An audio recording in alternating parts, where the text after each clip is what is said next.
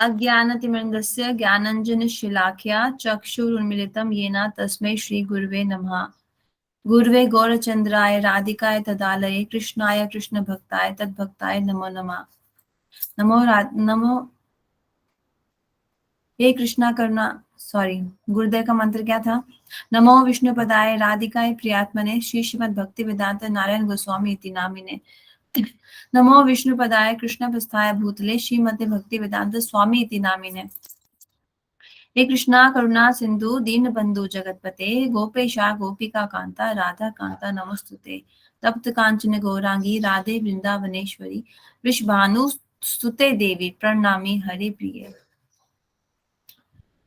वृंदाय तुलसी दिव्याय प्रियाय केशवश्चै च कृष्ण भक्ति प्रदे देवी सत्यवते नमो नमः।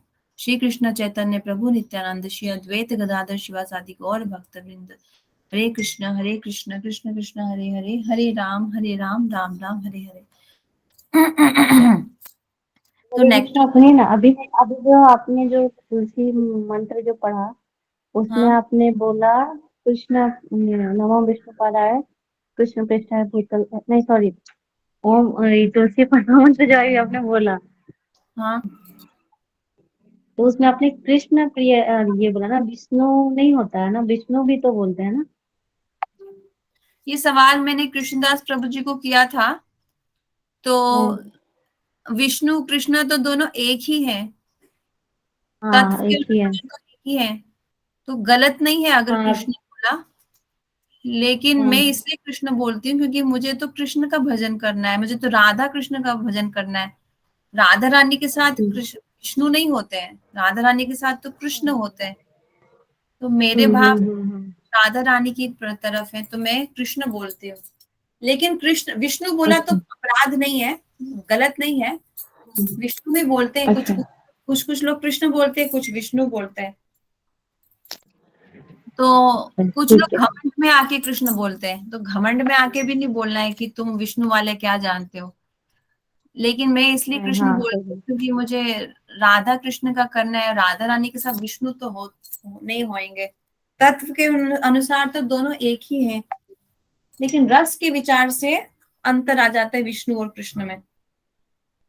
अच्छा और जो तुमने कल सवाल किया था ना, वो शरीर वाला, हाँ आत्म, हाँ हाँ तो उसमें वो मैंने पूछा था तो वो कह रहे थे कि बिना शरीर के तो आत्मा दुख भोग ही नहीं पाएगी। तो जब ये वही वाला तो। शरीर चल जाता है तो दूसरा शरीर ऐसा मिलता है जिसके माध्यम से आत्मा को दुख प्राप्त होता है। जैसे मुंह में जलता हुआ लोहा डालते हैं, फिर उसको दर्द हाँ होगा, हाँ तो उसको एक ऐसा उस शरीर मिलता है जिसके माध्यम से उसकी आत्मा को दुख अनुभव होता है। और जब अच्छा तक वही 14 तो। प्लैनेट्स में जब तक हमारा शरीर रहेगा तो वो हमें दुख मिलता ही रहेगा। उसको यातना शरीर बोलते हैं, शायद यातना शरीर। यातना शरीर। हम्म। अच्छा अपने अपने फिर कर्म के मुताबिक उसको बहुत तकलीफ दिलाई जाती है नर। हाँ वही तो मैं सोची ना कि जब ये शरीर जल जाता है तो फिर हमारे साथ कौन सा शरीर जाता है, क्योंकि वो जो नरक जाता में नहीं, जो आदमी दूसरा ही इतना मिल कष्ट जाता है। भोगता है। जाता नहीं है, दूसरा शरीर मिल जाता है, जाएगा हाँ नहीं वही कुछ। वही दूसरा शरीर, हाँ जाता नहीं है, वही दूसरा शरीर मिलता होगा तो इसलिए ठीक है। इस ब्रह्मांड में कहीं पर भी रहे जीवात्मा, बिना शरीर के नहीं रह सकता। सूक्ष्म शरीर तो इस ब्रह्मांड से बाहर जाने पर ही नष्ट होता है। तो चाहे वो नरक में जाए, चाहे स्वर्ग में जाए, चाहे नीचे जाए, चाहे ऊपर जाए, कहीं पर भी जाए, उसके सूक्ष्म शरीर तो ऊपर है ही है। बचा जो स्थूल शरीर, स्थूल शरीर के लिए उसमें उसको एक यातना देह बोलते हैं, यातना देह। जैसे ही शरीर से उसको आत्मा को निकाला जाता है, उसके ऊपर सूक्ष्म शरीर तो है ही है। वो सूक्ष्म शरीर के बिना तो आत्मा कुछ भी अनुभव ही नहीं कर सकता है। तो सूक्ष्म शरीर तो कनेक्टिंग लिंक है। जो बाह्य शरीर यानी स्थूल और आत्मा के बीच में सूक्ष्म शरीर तो कनेक्टिंग लिंक है, जिसके माध्यम से आत्मा सुख और दुख का भोग कर रहा है। नहीं तो आत्मा तो नैनम चिंतन्ति शस्त्राणि नैनम दहति पावक न चैनम क्लेदयन्ति आपो न सूत। यदि मारुता, आत्मा को न शस्त्र काट सकता है, ना अग्नि जला सकता है, कोई कुछ नहीं कर सकता। तो इसलिए सूक्ष्म शरीर ही तो वो मीडियम है जिसके द्वारा वो भोग करता है आत्मा। दूसरी बात यह है कि शरीर जो ऊपर वाले वो बदलते रहते हैं। सूक्ष्म शरीर जब इस ब्रह्मांड से आत्मा निकलता है तभी नष्ट होता है, उससे पहले 14 लोकों के ब्रह्मांड में कहीं पर भी रहे वो सूक्ष्म शरीर रहेगा ही रहेगा उसके साथ में। तो ये जो यातना देह है, ये यातना देह ऐसा होता है जिसमें कि कष्ट तो पूरा होगा। जैसे हमको तलवार से अगर काट दिया जाए, अगर मेरे हाथ पर कोई तलवार मार दे तो हाथ कट करके गिर जाएगा, अब दोबारा वो फिर तलवार मार करके हाथ को नहीं काट सकता। लेकिन यातना देह ऐसा है कि जिसमें कि कष्ट तो हाथ कटने जैसा ही होगा, लेकिन वो यातना देह नष्ट नहीं होगा। जैसे हमारा ये शरीर से गला काट दिया तो मर गए, मर गए तो अब क्या है, अब कोई कष्ट नहीं होगा। लेकिन यातना देह ऐसा है जिसमें कि कष्ट पूरा होता रहेगा लेकिन शरीर नष्ट नहीं होगा। इसलिए उसी को यातना देह के द्वारा ही उसको फिर कढ़ाई में खौलाते हैं और सब कुछ करते हैं उसको, मतलब तलवारों से भी बीधा जाता है, कीड़े नोच नोच करके खाते हैं, कष्ट पूरा होता है परंतु शरीर नष्ट नहीं होता। समझा? समझ गई। तो शरीर कैसा मिलता है जिसके माध्यम से दुख अनुभव होता है। क्लियर हो गया ना डाउट तुम्हारा? बिल्कुल बिल्कुल हो गया क्लियर। ठीक है, 1 मिनट है। हाँ। तो ये जो नेक्टर ऑफ इंस्ट्रक्शन है इसमें हमें रूप गोस्वामी शुरू शुरू में काफी नियम बता रहे हैं वेदी भक्ति के। ये बात याद रखना, ये जो भी नियम अभी तक मैंने आपसे डिस्कस किए सब वेदी भक्ति के। अभी हम वेदी भक्ति के प्रोसेस में है। अंत में जाके रूप गोस्वामी रागानुगा भक्ति रूपानुगा भक्ति की बात करेंगे। ठीक है, अभी ये जो 5th श्लोक है जो हमने डिस्कस किया है, वेदी भक्ति में क्या होता है, कुछ याद है? वेदी भक्ति में जिसमें हम लोग को अपने ज्ञान इंद्रियां पे कंट्रोल करना पड़ता है। हाँ, वेदी भक्ति मतलब जब हम भगवान से डर के उनका भजन करते हैं। इन शॉर्ट इसका मतलब ये है। वहां पे अभी अच्छा। शुद्ध प्रेम नहीं है। शुद्ध प्रेम होता है तो उसमें डर नहीं होता कि नर्क में जाना पड़ेगा भजन कर लो। जब तक ये डर है वो वेदी भक्ति है। जब ये डर ठीक खत्म है। हो जाएगा, अंदर से ही प्रेम आएगा, जिसको इंग्लिश में बोलते हैं स्पॉन्टेनियस लव। हमको किसी शास्त्र की जरूरत नहीं पड़ रही है। हम अभी हम शास्त्र के दम पे, क्योंकि शास्त्र में लिखा है ना, इस शास्त्र से तो आप बोल रहे हो कि आत्मा को शरीर मिलेगा फिर वो नर्क में जाएगा। डर के मारे हम कर रहे हैं ना। एकादशी पे हरिनाम नहीं करेंगे नर्क में जाएंगे, एकादशी के दिन अनाज खा लेंगे तो पाप लगेगा। तो ये वैदी भक्ति होती है। आपको ये डर है कि पाप लगेगा, वो वैदी भक्ति है। जैसे कृष्ण भगवद गीता में बोलते हैं कि सारे धर्मों को छोड़ के एकमात्र मेरी शरण लो, मैं तुम्हें सारे पापों से मुक्त कर दूंगा। तो जो ये भाव रख के भजन करेगा वो वैदी भक्ति है, क्योंकि उसको पापों से मुक्त होने का भी भय है, पापों का भय है। अभी जब तक फियर रख के आप गीता पढ़ोगे या हरिनाम करोगे कि हाय पाप चढ़ेगा पाप चढ़ेगा, वो वैदी भक्ति है। अब गोपियों से भी चरण धूलि ली थी नारद मुनि ने, ताकि कृष्ण भगवान के मस्तक पे लगाए और ठीक हो जाए। तो उन्होंने पूछा था क्या तुमको नरक में जाने का भय नहीं है क्या? तो उन्होंने क्या बोला, नहीं हमारे केवल कृष्ण ठीक हो जाए, हम तो बार बार नरक में चले जाएं। तो वो वैदी भक्ति नहीं है, वो है रागात्मिक भक्ति। उन खून में ही राग चल रहा है कृष्ण के लिए। और जो ऐसी गोपियों का संग करते हैं वो होते रागनों का भक्त। तो हम अभी वैदी भक्ति में हम, क्योंकि हम डर के करते। तो डर के करने की भक्ति के ये नियम हम यही डिस्कस कर रहे हैं। डर के करना है तो फिर ये भी ध्यान रखो कि कैसे साधुओं का सम्मान करना है, कैसे कनिष्ठ को सम्मान देना है, कैसे एक मध्यम को सम्मान देना है, कैसे एक उत्तम भागवत को सम्मान देना है, कैसे हमें भक्ति के अनुकूल और प्रतिकूल जो है उसको समझना है, कैसे हमें किसी वैष्णव के घर गए तो how we have to behave. अभी हम ये सब सीख रहे हैं। फिर जैसे जैसे हम इस वर्ष तक आते हैं, वर्ष 5 तक, तब हम इस लायक हो गए कि हम अब भक्तों का संग कर सकते हैं। तब भक्तों का संग करना है तो ऑब्वियसली भक्त आगे से आ रहा है, हम खड़े नहीं हुए तो पाप लग जाएगा, वैदी भक्ति से भी नीचे गिर जाएंगे। इसलिए रूप गोस्वामी ये समझा रहे हैं कि भक्त आए तो कैसे करना है? जो ऐसा इंसान है जो भगवान का नाम जप करता है, उसको मन से आदर करो। और फिर जो ऐसा भक्त है जिसका दीक्षा हुआ है, जो जो डेटीज का पूजा पाठ करता है, पूजा सेवा करता है, उसको दंडवत करो, ओबिसेंसेस, प्रणाम करो, झुक के, जैसे मंदिर में लड़के साष्टांग प्रणाम करते हैं। मतलब अपना मन, सर, मन, वाणी, आइस, हाथ, पैर,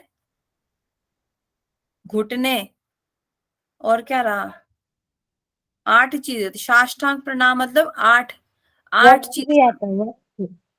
है। चेस्ट, चेस्ट, हाँ, चेस्ट, चेस्ट। बेली, बेली, फिर आपका थाई, चेस्ट फिर नहीं है, आपका उसमें मैं बताती हूँ क्या क्या है।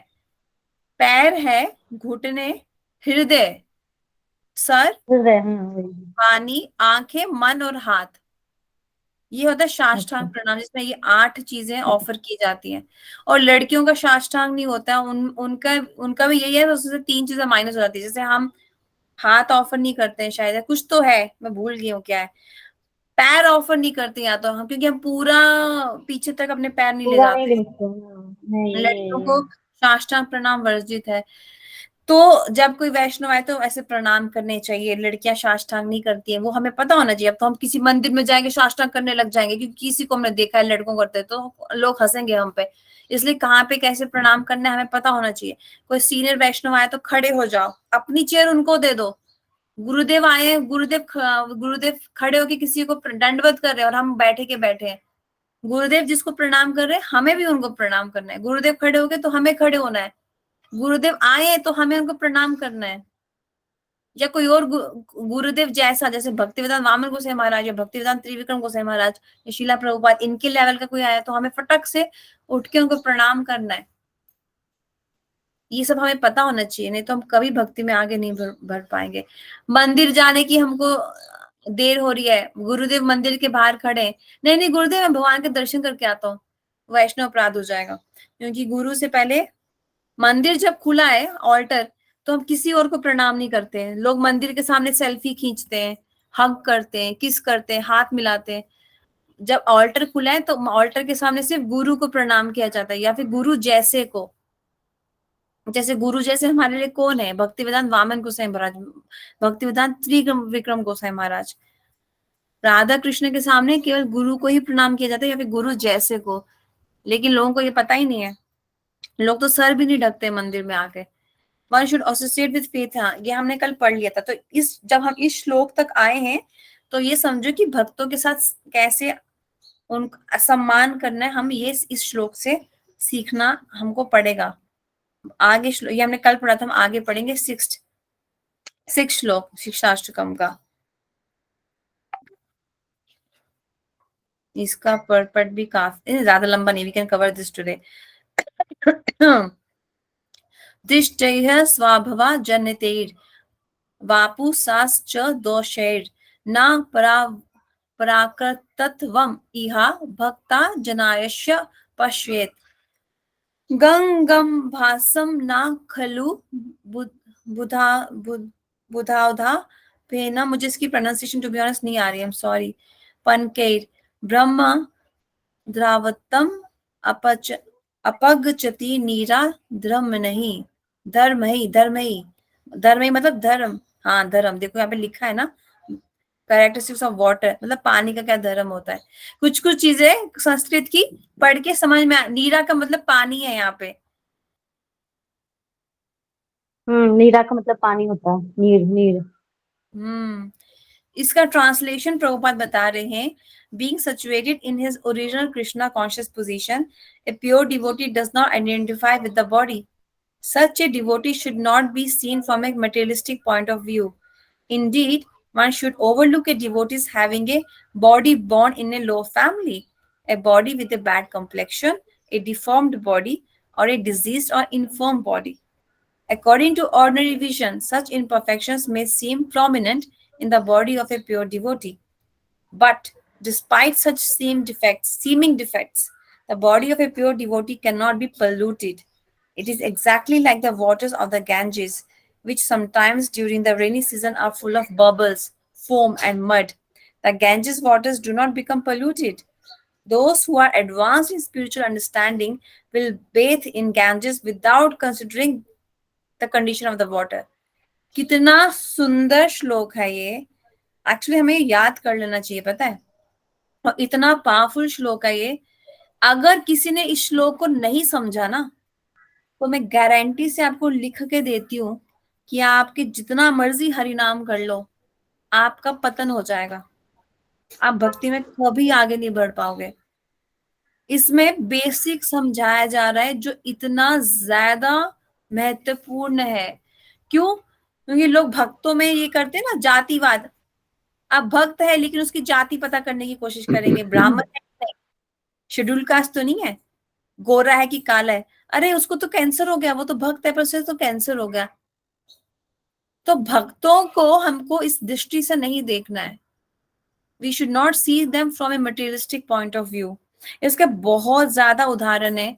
फॉर एग्जाम्पल रामानुजाचार्य जी को देख लो. उनकी वाइफ ने, रामानुजाचार्य जी के एक गुरु भाई थे जो, एक मिनट,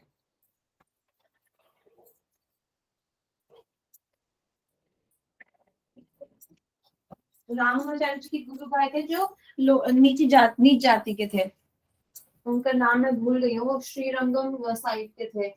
एक बार वो रामानुजाचार्य जी के घर आए थे अपनी वाइफ के साथ. तो जो रामानुजाचार्य जी थे वो तो ब्राह्मण कुल के थे. उनकी वाइफ को अपने ब्राह्मण होने का बहुत अभिमान भी था. तो उस टाइम पे तो लोग कुएं से पानी लिया करते थे.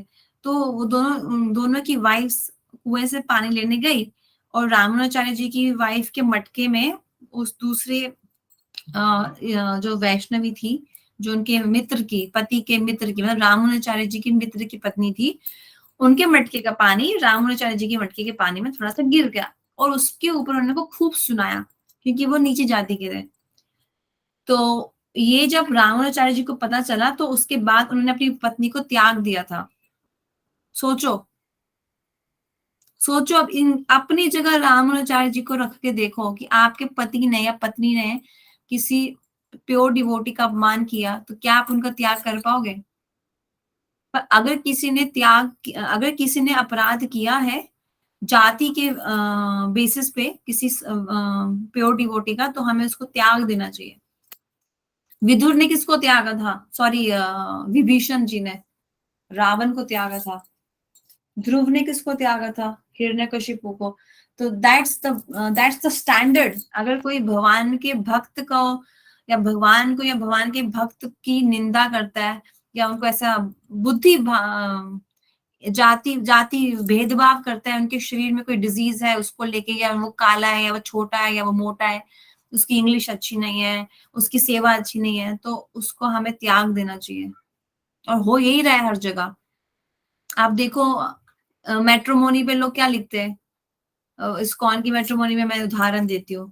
We want a devotee girl, fair complexion should be fair and caste मेरी कास्ट की होनी चाहिए. मतलब उन्होंने श्लोक समझा ही नहीं. आप डिवोटी भी ढूंढ रहे हो लेकिन आपको ये कि वो शेड्यूल कास्ट ना हो. आप डिवोटी ढूंढ रहे हो लेकिन आपको ये कि वो गोरी हो.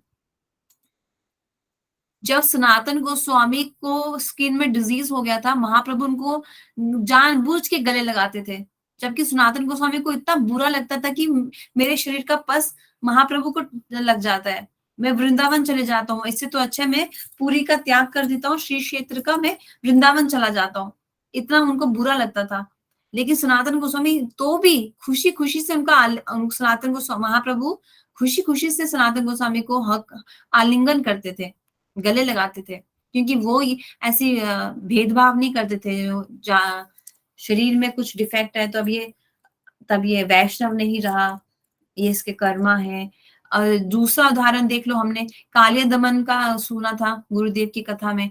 क्यों जो कालिया था वृंदावन में नाग, वो तो पिछले जन्म में राजा था. उसने ऐसे ही किया, एक संत का उसने चरणामृत ग्रहण नहीं किया क्योंकि उसको पैर में कोई डिजीज था और उसकी वजह से उसको सांप बनना पड़ा. तो इसीलिए ये नए लोग ही ऐसा करेंगे. कोई मेच्योरिटी वाला वैष्णव कभी ऐसा नहीं करेगा. एक नया भक्त, कनिष्ठ भक्ति ऐसा करता है. इसलिए तो कहा है कनिष्ठ को बस प्रणाम करो मन से.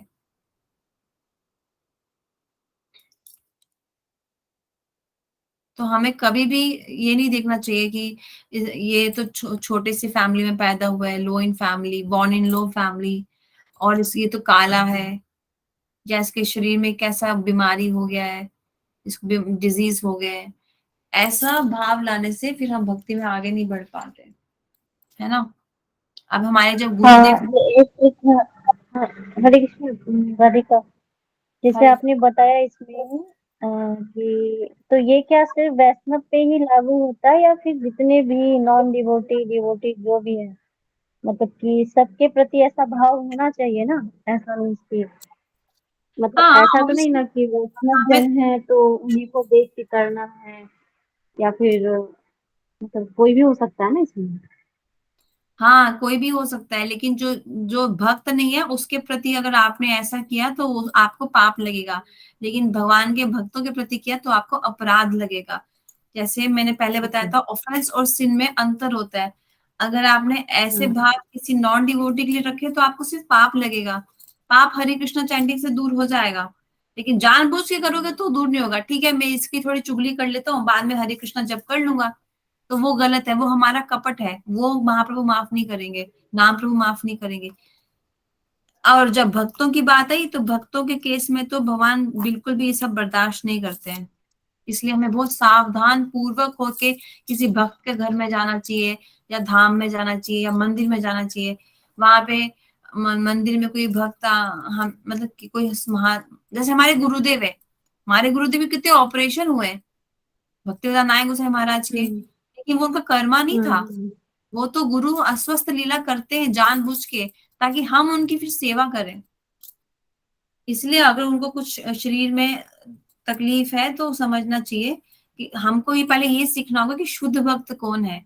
उनको समझने के लिए हमको बुद्धि चाहिए, वो बुद्धि हमें मांगनी चाहिए हरिनाम प्रभु से, कि मैं कभी भी शुद्ध भक्त का अपमान नहीं करूं, मैं किसी भी भक्त का अपमान नहीं करूं, चाहे वो कनिष्ठ ही क्यों ना हो।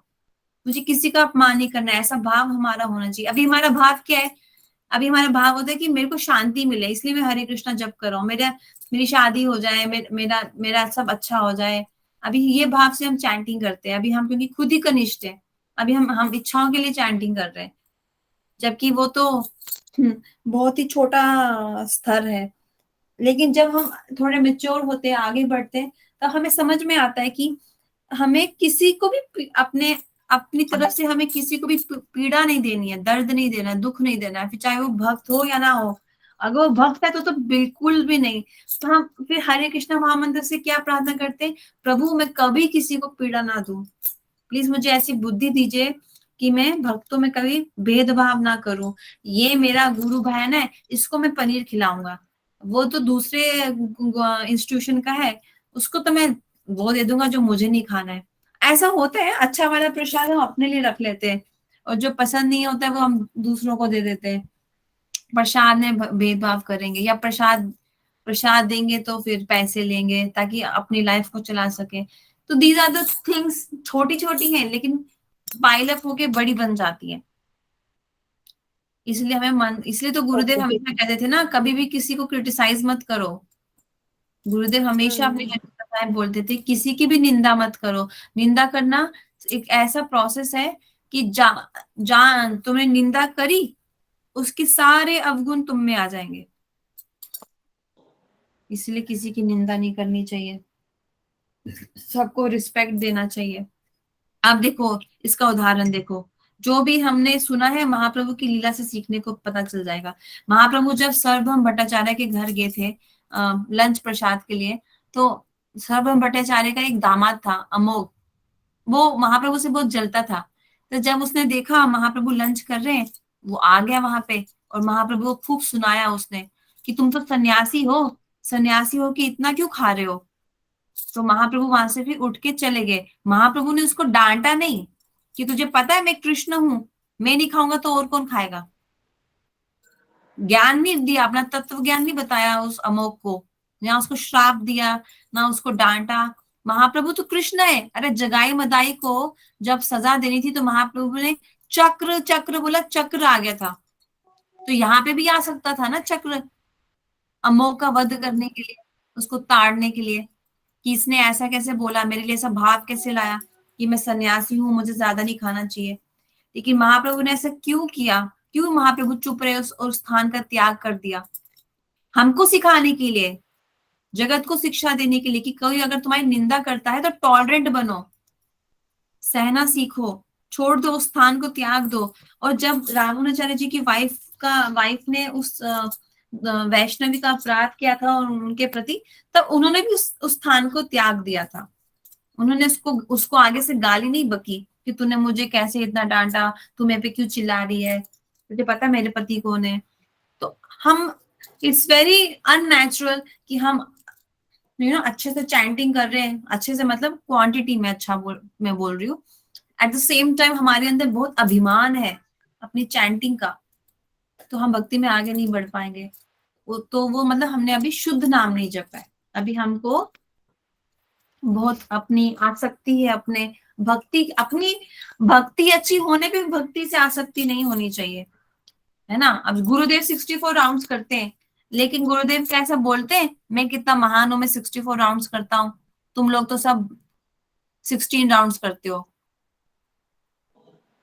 नहीं ना। इसीलिए भक्ति अच्छी होने का मतलब है हमारी दीनता बढ़ती है, हमारा ह्यूमिलिटी इंक्रीज होता है, और हम हर समय ये केयरफुल होकर रहते हैं कि हम किसी से भी किसी के प्रति अपराध ना कर दे, किसी को हर्ट ना कर दे, है ना। भक्ति विज्ञान भारती गोसाई महाराज के पास कुछ उनके शिष्य आए थे एक बार, किसी माता जी की कंप्लेन लेके कि वो ब्रह्मचारी पे डोरे डाल रही है, किसी ब्रह्मचारी को अपने झांसे में फंसा रही है। वो लोग उनसे बहुत गुस्सा थे उस माता जी से। तो भक्ति विज्ञान भारती गोसाई महाराज का क्या भाव था कि वो जैसी भी है हरे कृष्णा जप करती है, हे भगवान मुझे उसको मतलब शांति से मैटर सॉल्व हो जाए, वो भगवान का नाम जप करती है। और अगले दिन के बाद वो माता जी आई ही नहीं मंदिर में, क्योंकि वो किसी लड़के के ऊपर, ब्रह्मचारी के ऊपर शी हैड बैड आई, जो अक्सर टेम्पल में होता है। बहुत सी लड़कियां मंदिर जाती हैं सोचे कि लड़का मिल जाए, लड़कियां जाती है कि ब्रह्मचारी मिल जाए, तो शायद वो माता जी का वैसा इंटेंशन था। लेकिन जो महाराज जी थे वो ही वॉज वेरी, वो हमेशा शांत रहते थे, तो वो थोड़ा मतलब वो नहीं चाहते थे कि मैं उसको डांटू। भगवान का नाम कुछ भी कर सकता है, मैं भगवान का नाम जप रहा हूँ, मैं भगवान से प्रार्थना करूंगा, वो उसको सद्बुद्धि देंगे। तो एक शुद्ध भक्त ने प्रार्थना की, उनको सद्बुद्धि आई, वो माता जी ने फिर अपनी एक्टिविटीज को चेंज कर दिया। तो सोचो अगर महाराज ऐसा सोच सकते हैं तो हमें भी सोचना चाहिए ना कि जो हरे कृष्ण महामंत्र का जप करता है उसको कम से कम, रूप गोस्वामी कह रहे हैं कि जो कोई भी हरे कृष्ण महामंत्र का जप करता है, हमें उसको मन से, कम से कम मन से आदर करना ही करना है। उसकी दीक्षा नहीं हुई है तो मन से आदर करना है, प्लस झगड़ना नहीं है, प्रार्थना करो अगर कुछ भी, वो मतलब वो एक भक्त के लक्षण होते हैं। मैं ये ऑब्वियसली ये टाइम सिचुएशन और सिचुएशन डिफर करेगा, जहां पे बहुत ज्यादा अति हो गई है वहां पे गुरुजन को ऑब्वियसली कुछ समझाना पड़ेगा, दो शब्द बोलने ही पड़ेंगे। लेकिन गुरुदेव हमेशा कहते हैं तुम गुरु नहीं हो, गुरु तुम नहीं किसी को बदल सकते, तुम अपने आप को बदलो पहले, फिर दूसरों को बदलने की बात बाद में आएगी। पहले अपने डिफेक्ट्स देखो, पहले अपनी कमियां देखो। अब हमें क्या होता है, हमें लगता है कि हम 2 साल से हरे कृष्णा चैंटिंग कर रहे हैं या 4 साल से कर रहे हैं, एकादशी कर रहे हैं, मैं भक्त बन गया हूं। अरे अमित तो वैष्णव होए ए बुद्धि होली, हमको लग रहा है, मेरे को लग रहा है मैं वैष्णव हो गया हूँ, ये बुद्धि हो गई है मेरी, तो मेरा भजन ही क्या होगा, क्योंकि कोई वैष्णव कभी बोलता ही नहीं कि मैं वैष्णव हूँ। यही तो सिम्टम है प्योर डिवोटीज के। गुरुदेव ने कभी बोला है मैं महाभागवत हूँ? तो this we have to learn from them. इसलिए तो कहते हैं कि महाभागवत को देख, धाम में जाओ, उनसे मिलो, उनको ऑब्जर्व करो। लोग धाम वृंदावन में जाते, खा पी के शॉपिंग करके आ जाते, ऑब्जर्व कुछ करते नहीं है।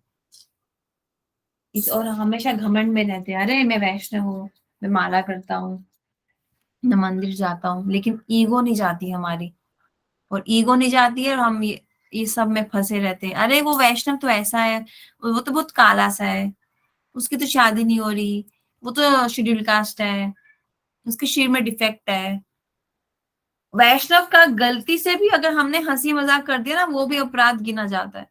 जैसे हम हंसी मजाक में किसी को बोल देते ना, मोटी मोटी बोलते ना, हंसी मजाक में बोलते, लेकिन वैष्णव को नहीं आप बोल सकते ऐसे। ये सब सीखना पड़ेगा हमको। Shuddha bhakti, the activity of the soul proper. In the other words, engagement in the transcendental loving service of the Lord is performed in a liberated condition. One who engages in full devotional service, who does not fall under any circumstance, at once transcends the modes of material nature and thus comes to the level of Brahman.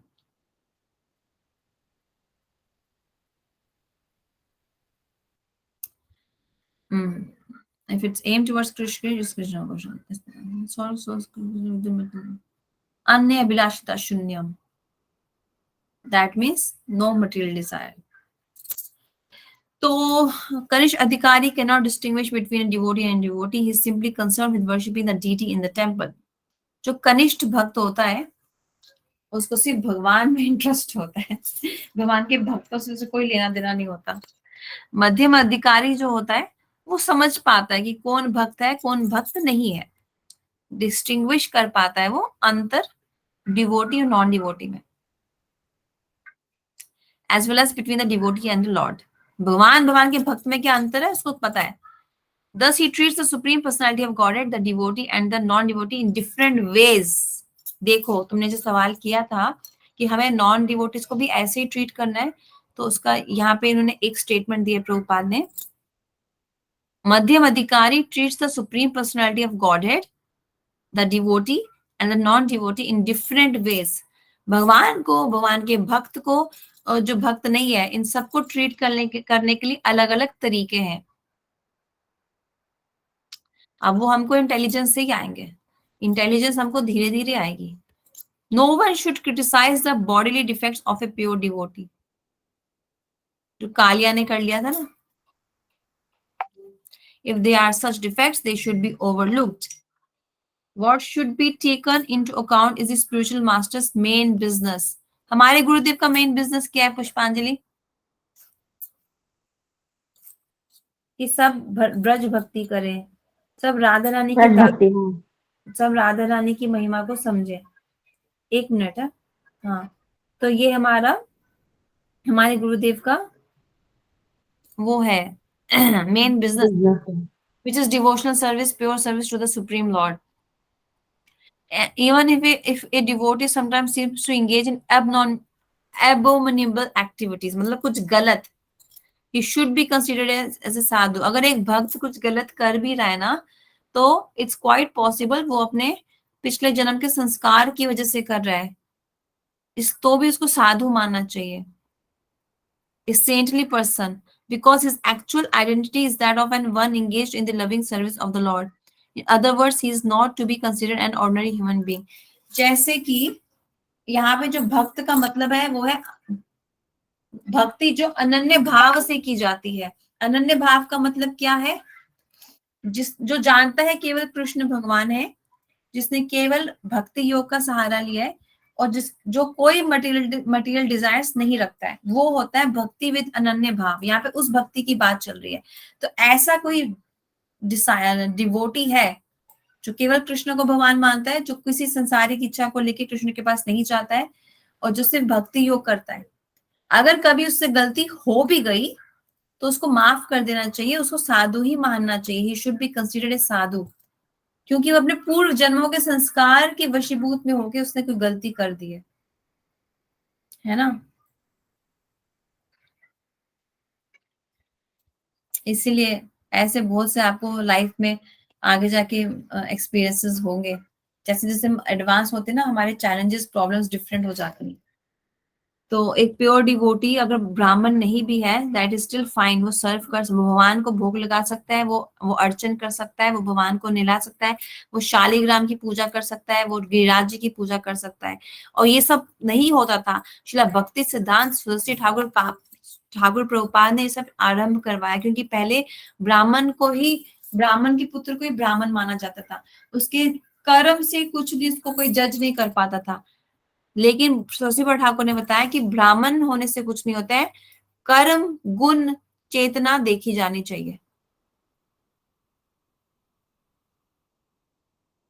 ठीक है. अब रूप गोस्वामी सनातन गोस्वामी जो थे वो actually में almost practically मुसलमान बन गए थे, क्योंकि वो जिसके लिए काम करते थे वो तो मुसलमान राजा था. उस टाइम पे जो मुसलमानों का संग करता था उसको लोग मुसलमान ही मान लेते थे। उनका नाम भी देखो यहाँ पे दिए हैं, दाबिर खासा एंड साकारा मलिक। ये रूप गोस्वामी सनातन गोस्वामी के प्रोफेशनल नेम्स थे। पर महाप्रभु ने उनको आदेश दिया कि इसको त्याग दो और प्रचार करो, वृंदावन लुप्त हो रहा है, उसको खोजो, राधा कुंड को खोजो। तब उनको फिर उन्होंने ये छोड़ दिया उसका मुसलमान राज्य का जॉब और महाप्रभु की शरण लिया, उनके आदेश का पालन किया। लेकिन हम उनको ऐसा नहीं बोल सकते कि अरे ये तो मुसलमान है, बोल सकते? नहीं बोल सकते। शबरी को हम बोल सकते हैं अरे शेड्यूल कास्ट है? नहीं बोल सकते। विदुर को नहीं बोल सकते आप ऐसा, वो अपराध हो जाएगा कि ठीक है भगवान ने विदुर की वाइफ के छिलके तो खा ली केले के, लेकिन है तो वो शेड्यूल कास्ट है, लोअर जाति का ना। तो वहीं से हमारा सबसे बड़ा अपराध हो जाएगा। भगवान के भक्त को ही रिस्पेक्ट नहीं दिया तो भगवान को भी रिस्पेक्ट नहीं दे पाएंगे। भगवान को सबसे ज्यादा प्रिय उनके भक्ति तो होते। अब जिस वैश्या को हरिदास ठाकुर ने संत बना दिया था, उसके लिए अगर हम ये भाव रखें अरे वो तो वैश्या है, वो क्या भक्ति प्रदान करेगी, तो हरिदास ठाकुर ही आपसे नाराज हो जाएंगे, क्योंकि उसने हरिदास ठाकुर की शरण ले ली थी। गुरु इतना महाभागवत, देखो महाभागवत का क्या वो होता है प्रभाव, एक प्रोस्टिट्यूट को महंती बना दिया, ये होता है। हमारे गुरुदेव के लिए भी तो ऐसे एक वो है वीडियो जहाँ पे एक प्रभु जी थे, वो 15 साल से गांजा खाते थे, लेकिन जैसे ही गुरुदेव को उन्होंने पहली बार देखा, उन्होंने उसी दिन डिसाइड किया कि मैं कभी भी गांजा नहीं खाऊंगा। ये होता है शुद्ध भक्त। शुद्ध भक्त ऐसा होता है जिसको देखते ही हमें भगवान का स्मरण हो, भगवान का नाम हमारे मुख से निकले, और जो हमारे पाप काट देता है। पापों के कटने से ही हमारी बुरी आदतें खत्म होती हैं। ये होता है शुद्ध भक्त। ऐसे शुद्ध भक्त का ही संग करने के लिए हमें शास्त्र वेदास बोलते हैं, और यहाँ पे रूप गोस्वामी बोल रहे हैं पिछले वर्ष में। ये होता है शुद्ध भक्त। और शुद्ध भक्त को कभी हम पहचान नहीं पाएंगे अपनी बुद्धि से, जड़ बुद्धि से, मटेरियल इंटेलिजेंस से। इसलिए प्रार्थनाएं करनी चाहिए, Krishna please send me a pure devotee, I want to serve your pure devotee, want to hear Hari katha from your pure devotees. मुझे को तो समझ में आएगा नहीं प्योर डिवोटी कौन है, तुम ही समझाना कृष्ण। तो बेसिकली अब हमारी प्रेयर्स चेंज हो जाएंगी। जहां पे हमारी प्रेयर्स होती थी मन की शांति, पैसा, बैंक बैलेंस, स्त्री पुरुष बच्चे, घर जायदाद, वहां पे हमारी प्रेयर्स हो जाएंगी Krishna I want to serve your pure devotees like Rup Goswami, like गुरुदेव प्रभुपाद, ऐसा है ना।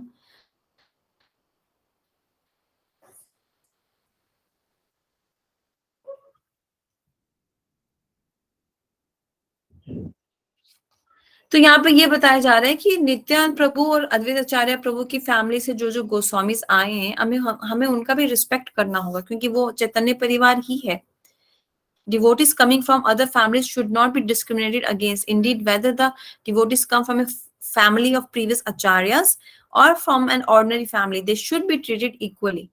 तो जो तुमने सवाल अभी पूछा था कि जो नॉन डिवोटीज हैं उनको भी हमें ऐसे ही ट्रीट करना होगा। हाँ, हमें सबका रिस्पेक्ट करना है, हमें सबके लिए आदर भाव रखना है। जहां पे किसी ने हमारे गुरु, हमारे भगवान के लिए कुछ गलत बोला, वहां पे हम चुप नहीं रहते, वहां पे हम उनको ज्ञान देते हैं शास्त्र से। बस ऐसा है। हमारे लिए भक्त अपना अपमान सह लेता है, भगवान का नहीं सहता, गुरु का नहीं सहता, वैष्णवास का नहीं सहता। और भगवान के साथ भी ऐसा ही है, अपना अपमान सह लेंगे, अपने भक्त का कभी भी अपमान नहीं सहेंगे। जब नित्यानंद प्रभु ने काजी को बोला मुझे तुम्हारे घर में थोड़ा स्पेस चाहिए, मुझे कीर्तन करना है, उस काजी ने जो उनको जगह नहीं दिया, उसने नित्यानंद प्रभु का अपमान कर दिया। तो उसके बाद क्या हुआ था पता है? अगले दिन ही काजी का पूरा परिवार जल गया था। वहां पे लोग आए थे, उन्होंने उन्होंने आग लगा दी थी, सब सब कुछ जला दिया, वो ऐसा कुछ कर दिया था, आक्रमण कर दिया था, अटैक। क्योंकि उसने नित्यानंद प्रभु के प्रति अपराध कर दिया था कि जाओ जाके गौशाला में रहो, मैं तुम्हें कुछ जगह नहीं दूंगा। और नित्यानंद प्रभु कौन है? गुरु तत्व।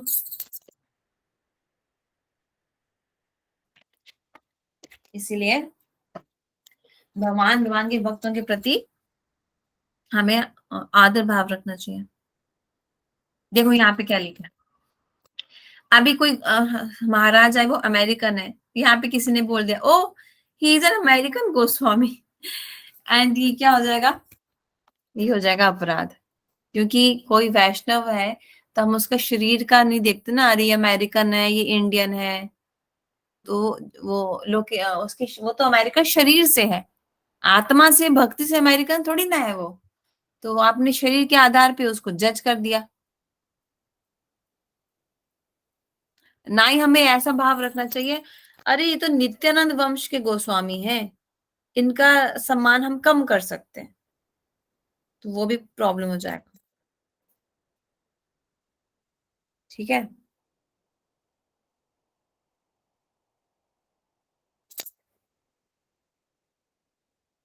तो बेसिकली इस वर्स में से हम ये सीख सकते हैं, ये देखो ये लाइन पढ़ो। However, according to the statements of Srila Rupa Goswami in this verse, an American Goswami and a Goswami in a member family of Acharyas are non-different.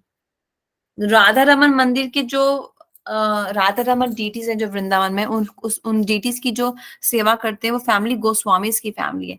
तो वो उनका गोस्वामी टाइटल, और अगर किसी अमेरिकन महाराज को गोस्वामी टाइटल मिला है, जैसे हमारे भागवत महाराज है जिनसे मैं अभी लास्ट मंथ मिली थी, उनको भी गोस्वामी टाइटल मिला है, भक्ति वेदांत भागवत गोस्वामी महाराज। लेकिन अगर हमने ऐसा बोल सोच भाव रख दिया, अरे ये तो अमेरिकन है, इनको गोस्वामी टाइटल नहीं देना चाहिए, अ, तो वो रॉन्ग हो जाएगा। दैट्स रॉन्ग, बिकॉज अमेरिकन वो पहले थे, अब वो अनन्य भजन कर रहे हैं। अनन्य भजन का मीनिंग मैंने भी बताया क्या है, जो कोई मटेरियल डिजायर नहीं रखता है, जो केवल कृष्ण का आश्रय लेता है, और जो कोई संसारिक भक्ति योग करता है, केवल कर्म ध्यान योग ज्ञान योग नहीं करता, वो होता है अनन्य भजन। ऐसा जो भी कर रहा है उसको भक्ति समझना चाहिए, उसके प्रति ये दोष बुद्धि नहीं रखनी चाहिए कि ये तो अमेरिकन है, इसको गोस्वामी नहीं बोलेंगे, वो अपराध हो जाता है। ठीक है, कुछ समझ में आ रहा है कि ऐसे बोल जा रही हूँ मैं? नहीं नहीं, आ रहा है, समझ में आ रहा है। ठीक है। और यहाँ पे क्या है, मैं मेन मेन पॉइंट्स निकाल रही हूँ पैराग्राफ में से। जैसे यहाँ पे ये बोल रहे कि एक ब्राह्मण का पुत्र है, उसको गोस्वामी टाइटल तो मिल गया।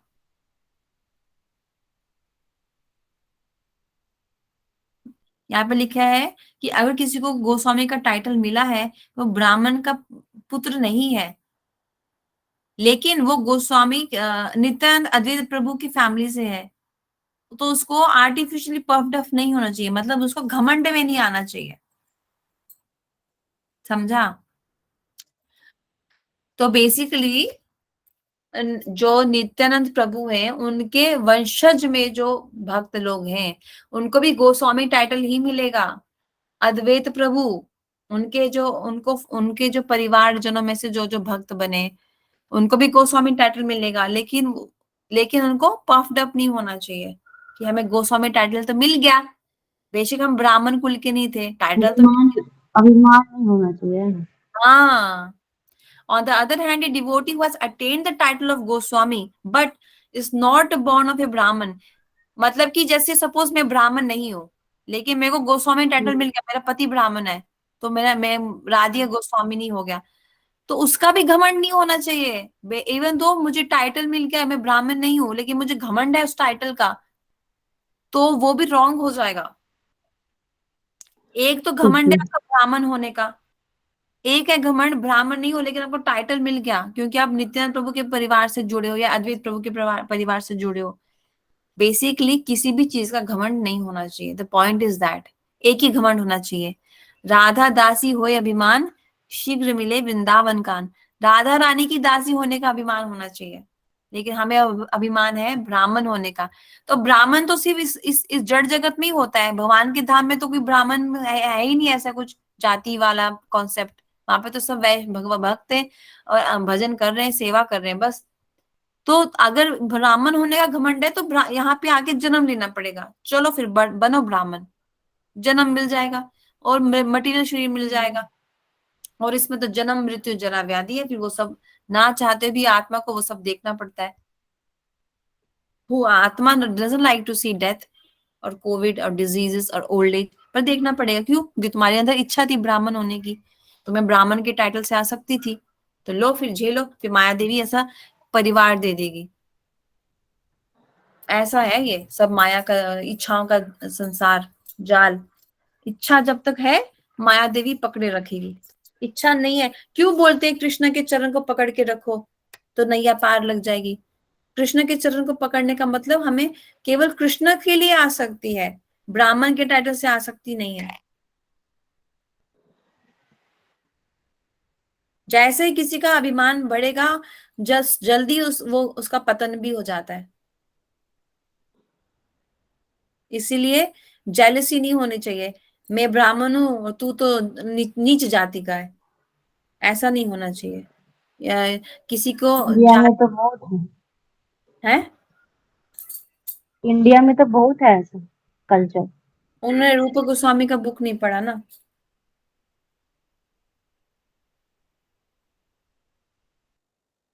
तो आप चाहे ब्राह्मण घर में जन्म लिए हो, या आपको गोस्वामी टाइटल मिला है, या आपने गोस्वामियों से घर में जन्म लिया है, या आपने गोस्वामियों से घर में जन्म लिया है, उनको आपको गोस्वामी टाइटल मिला है, या आपने उनके घर में जन्म नहीं लिया लेकिन आपको टाइटल अवार्ड हो चुका है, तो भी आपको उसका भी घमंड नहीं होना चाहिए, क्योंकि जैसे ही आप में घमंड आएगा तो आपका पतन भी होना निश्चित है।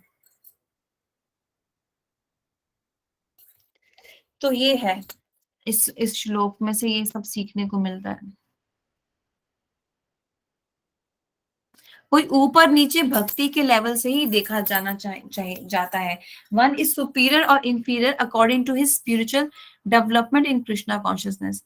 भक्ति में ये कितना आगे है और कितना नीचे है वो देखा जाता है, और वही देखा जाना चाहिए। जबकि आजकल ऐसा होता नहीं है, पहले के जमाने में तो यही देख के शादियां फिक्स होती थी कि कौन भजन में अच्छा है, कौन भजन में निपुण है। तुलसीदास जी का विवाह कैसे हुआ था, उनके ससुर जी ने देखा था कि ये भजन कैसा करता है, पहले तो यही देखा जाता था। अब क्या देखा जाता है, लड़के का बैंक बैलेंस कितना अच्छा है, कितना तगड़ा है, और लड़की कितनी गोरी है।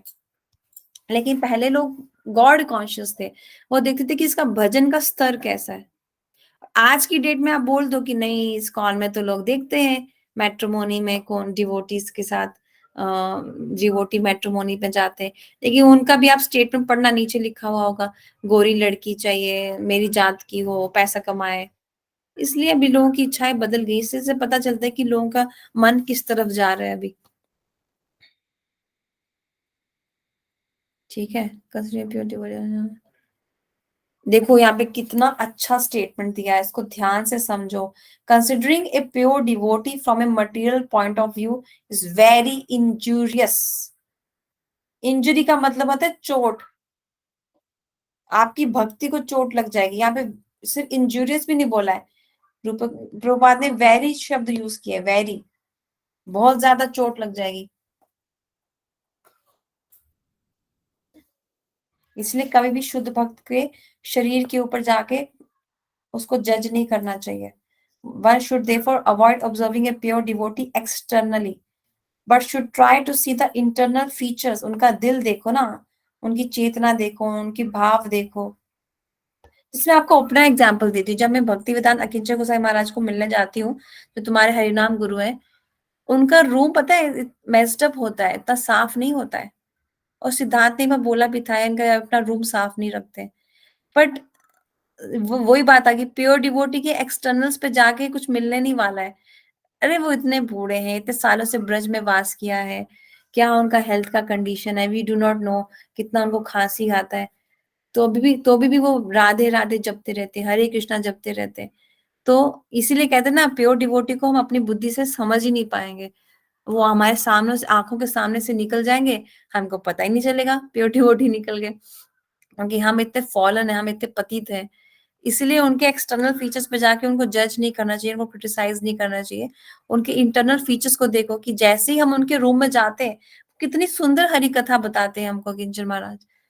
वो हर समय, वो कभी भी ग्राम्य कथा नहीं करते। ये देखो ना, रूप गोस्वामी ने जो जो हमें ज्ञान दिया है, वो सबको, वो कुछ सब क्राइटेरिया को वो मीट करते हैं। सिर्फ प्रसाद खाते हैं वो, क्षेत्र संन्यास लिया इन्होंने, वृंदावन छोड़ के जाते नहीं, गोवर्धन से बाहर ही नहीं जाते वो। ये देखो ना उनकी ये कितनी बड़ी उनका खासियत है। कोई इतना 80 साल की उम्र का बूढ़ा आदमी गोवर्धन में रह पाएगा? उसे हर हफ्ते हॉस्पिटल जाना पड़ेगा, शहर में दिल्ली जाना पड़ेगा, लेकिन वो अभी तक वहां पे टिके हुए हैं, उसी मठ में उसी कमरे में रहते हैं, अपना भजन करते हैं, सुबह के 2 बजे से उठ के हरि नाम करते हैं। ये कौन देखता है? बस उनका रूम देख के जज कर लिया, उनका रूम कितना गंदा है। इसीलिए कभी भी शुद्ध भक्तों का एक्सटर्नल्स पे मत जाओ। इसीलिए याचनाएं करनी चाहिए नाम प्रभु को कि मुझे शुद्ध भक्तों के, मुझे किसी भी डिवोटी के प्रति मैं अपराध ना करूं। मैं तो खुद ही डिवोटी नहीं बना अभी।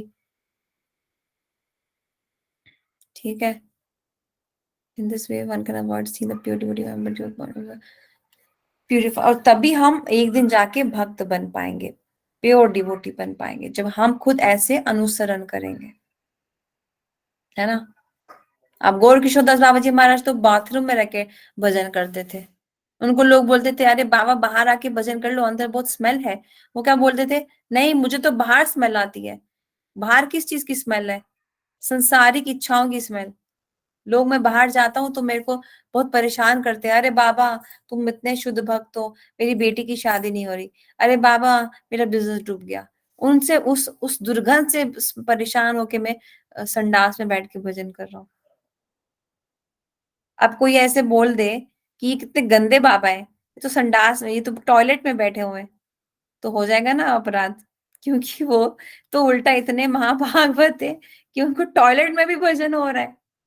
सोचो, है कि नहीं बात? आवाज आ रही है? हरे कृष्ण, आ रही है ना? Those who think that Krishna consciousness is limited to a certain section. Hare Krishna.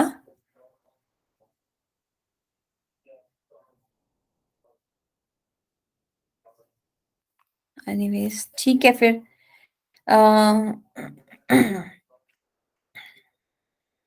हमें वैष्णव अपराध से बचना चाहिए। Offences towards the Vaishnava are called Vaishnava aparadh. इससे हमारी भक्ति संकट में पड़ जाती है। अगर हमें भक्ति में आगे बढ़ना है तो हम डूज और डोंट्स दोनों फॉलो करने होंगे।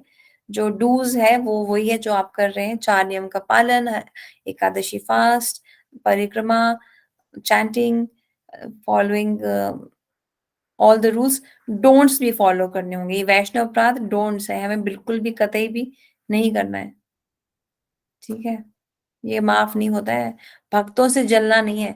भक्तों से कभी भी अपने आप को कंपेयर मत करो। अरे मैं इतने सालों से हरे कृष्णा कर रहा हूँ, मुझे क्या ही मिला, वो तो अभी अभी आया था, उसकी तो शादी हो गई। These things should not be you know taken in account. कौन किसका क्या मिल गया हरे कृष्णा करके, मुझे कुछ नहीं मिला, ऐसे भावना से हम आगे नहीं बढ़ पाएंगे। ऑलवेज रिमेम्बर वन थिंग, कल हमने भगवत गीता का 5th श्लोक पढ़ा था ना, चैप्टर 5th का लास्ट श्लोक, कि कृष्णा हम सबके बेनिफेक्टर है, हमारा हितकारी है, हम सबका बेस्ट चाहते हैं, हम सबके बेस्ट फ्रेंड है। तो वो मेरे साथ जो भी हो रहा है उनकी मर्जी से हो रहा है। हरे कृष्णा। हरे कृष्णा हरे कृष्णा। तुम नहीं थी शायद। नहीं, मैं थी अभी, जस्ट वो अपने आप चला गया, फिर मैंने उसको ये अच्छा, ज्वाइन किया। तुमने अकिंचन महाराज का सुना था मैंने जो बोला था? हाँ हाँ, सुना। आपने बोला कि ठीक आप है। दोनों मिलने के लिए गए थे, तो प्रभु जी ने बोला कितने गंदे रूम में रह गए हैं, ऐसे ऐसे। हाँ, वो तो उनका वो सही एक्सटर्नल। में ओल्ड एज है उनका, 80 साल के हैं वो, तो वो क्या करेंगे सही में? वो थोड़ी ना साफ सफाई करेंगे, साफ सफाई करेंगे तो फिर वो नहीं कर पाएंगे वो फिर। तो उनसे जितना और होता हमें भी है भाव वही नहीं आ रहा ना कि मिले। हम 1 घंटा निकाल के उनका रूम साफ कर दें। हमको भी बस हाँ वही रहने तो, देना है। वही कर देना चाहिए। सच में वो कैसे करेंगे? वो तो खुद ही वृद्ध हो गए हैं। उनका हम्म। तो हेल्प करनी, साफ सुथरा कर देना चाहिए। जो भी वहां रहते हैं उनको भी करना चाहिए। पता नहीं अब नहीं कर रहे हैं, लेकिन तो बेसिकली इस श्लोक से हम यही सीख रहे हैं कि कैसे हमें वैष्णव अपराध से बचना है। क्योंकि अगर हमने वैष्णव में ये देख लिया अरे ये शेड्यूल कास्ट है, या फिर ये ब्राह्मण नहीं है, ये गोस्वामी नहीं है, ये अमेरिकन है, ये लड़की है, लड़की मुझे क्या सिखाएगी, स्त्री जाति तो छोटी सबसे जाति है। बड़ा तो ये तो मेरी आपका पत्नी कैसे मेरे को सिखाएगी, ये भी आता है। क्या बोल रहे हो? बहू क्या सिखाएगी? अरे ये सब आता है ना, बहू क्या सिखाएगी, पत्नी क्या सिखाएगी। मेरी बेटी मुझ पे भी मुझे सिखा रही है, मैं इतना बड़ा हूँ, हाँ, तो बाप वो है अभी उसका। उनका प्राइड है समझा? जो अभी, प्राइड है जो अभी नष्ट नहीं हुआ है। तो उससे हमें बच के रहना चाहिए बेसिकली। इट्स वो इसमें हम सीख रहे हैं, क्योंकि कभी कभी वैष्णव भी बीमार हो जाते हैं, और फिर हम उन, अरे यार वो वैष्णव को तो वो बीमारी है, मैं उसके घर नहीं जाऊंगा, मैं उसके घर नहीं जाऊंगा। तो ऐसा है। कुछ ये कुछ नया था तुम्हारे लिए, या फिर कुछ पुराना पुराना ही था? नहीं नहीं, सब नया था, नया था। नया था ना। मैं तो बोलूंगी कि नया था। जब हम ऐसा डिस्कस कर लेते हैं ना 1 घंटा अपना ऑनलाइन, उसके बाद भी अगर आप लोग खुद पढ़ोगे ना इसका परपट को, तब आपको और ज्यादा समझ हाँ, में आएगा बिल्कुल। इसमें। क्योंकि भक्तों की टाइप्स भी बता दी प्रभुपाद ने, कनिष्ठ, मध्यम, उत्तम। और पिछले श्लोक में बताया था कि कनिष्ठ को मन से प्रणाम करना है। ये कनिष्ठ को अगर आपने उत्तम जैसा सम्मान दे दिया, उसको व्यास आसन पे बिठा दिया, उसको पैरों का आपने चरणामृत ले पाद अभिषेक कर लिया, तो वो अपराध हो जाएगा। कनिष्ठ को उत्तम जैसा सम्मान नहीं देते हैं। उत्तम को कनिष्ठ की तरह सम्मान भी नहीं देते, क्योंकि उत्तम भागवत वो है जिसका चरणामृत आपको पीना है, और कनिष्ठ वो है जिसको आपको मन से सम्मान करना है। और आपने उत्तम को अगर मन से सम्मान कर दिया, तो वैष्णव अपराध हो जाएगा। इसीलिए तो कह रहे हैं कि हमको ये समझने की बुद्धि आनी चाहिए, कौन कनिष्ठ है, कौन मध्यम, कौन उत्तम, और तीनों को फिर कैसे रिस्पेक्ट देना है। समझा? हम्म। एक क्वेश्चन था मेरा आपसे हम्म। कि जैसे कि बोलते हैं कि भगवान जो है, चले गए क्या आप? नहीं, मैं हूँ, बोलो। हाँ, ओके ओके। जैसे बोलते हैं ना कि भगवान जो है सिर्फ डिवोटी लोग के ही हाथ से भोग ग्रहण करते हैं, ऐसा हम्म। सही में होता है क्या?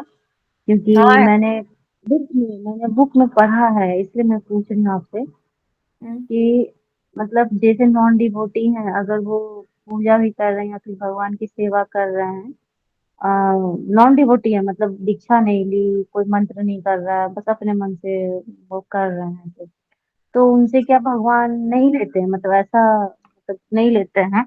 उनका करना क्या व्यर्थ है अगर वो कर रहे हैं तो ऐसा? उनके पास गुरु है? नहीं, उनके पास गुरु कुछ नहीं, वही तो मैं बोल रही हूँ, कुछ भी नहीं है नहीं, उनके पास, ना गुरु है नहीं। फिर तो फिर कैसे वो लेगा? एक्सेप्ट भगवान नहीं करते हैं ना, वही मैं पूछ रही हूँ कि भगवान एक्सेप्ट नहीं हाँ, करते हैं ना, तो फिर उनके उसका पास वो गुरु जो कर नहीं रहे है। हैं। गुरु ही नहीं है तो कैसे एक्सेप्ट करेगा? गुरु नहीं है, जो मंत्र नहीं जपते, दीक्षा नहीं हुआ, भाव भी नहीं हाँ, है, संबंध ही नहीं जुड़ा भगवान से, तो कैसे होगा? गुरु ही तो संबंध देते हैं। बिल्कुल बिल्कुल। गुरु ही तो संबंध देते अच्छा। हैं भगवान से। तो कैसे? हम्म। कौन भगवान क्या फ्री बैठे हैं क्या हमारे घर का खाने के लिए? अरे उनको यशोदा मैया अभी भी खिला रही है गोलोक धाम में। यशोदा मैया अभी भी उनकी सेवा कर रही है। अगर हमको हमारा खाना है तो तभी खाएंगे जब हमारे पास भाव होगा। वो तो भाव के भूखे हैं। तो हम्म। हमारे पास यशोदा मैया जैसा भाव नहीं है, वो ना ही उतना अच्छा क्वालिटी होगा, क्योंकि आजकल तो घी ही शुद्ध नहीं है। लेकिन भाव अगर है और गुरु है बोनाफाइड, नारायण महाराज जैसा, तो अवश्य खाएंगे। और क्योंकि हम महाप्रभु के परिवार से जुड़े हैं, हम हरे कृष्णा मंत्र जप करते हैं, वो भगवान को अत्यंत प्रिय है। सारे देवी देवता इस मंत्र को सुन के खुश होते हैं, यमराज भी।